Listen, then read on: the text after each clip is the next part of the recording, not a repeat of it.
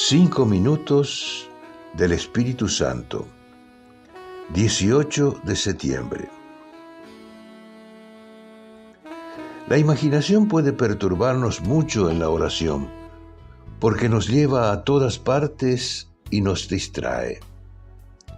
Pero no hay que luchar contra ella, porque es peor.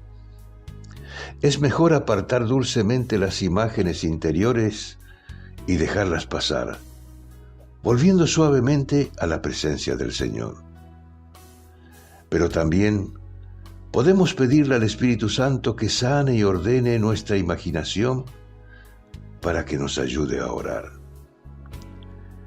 La imaginación es algo bueno y precioso si se la entregamos al Espíritu Santo.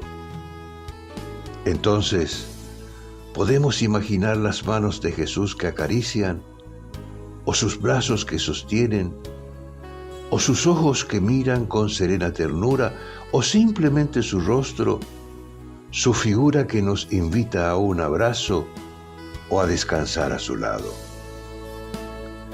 Estas son buenas maneras de introducirnos en su presencia.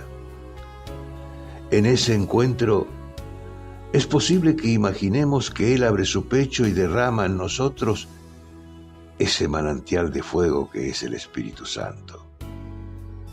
Así, el Espíritu Santo puede ayudarnos con su luz para que aprendamos a utilizar nuestra imaginación con habilidad y creatividad, de manera que sea nuestra aliada en la oración y no nuestra enemiga. Cardenal Víctor Manuel Fernández.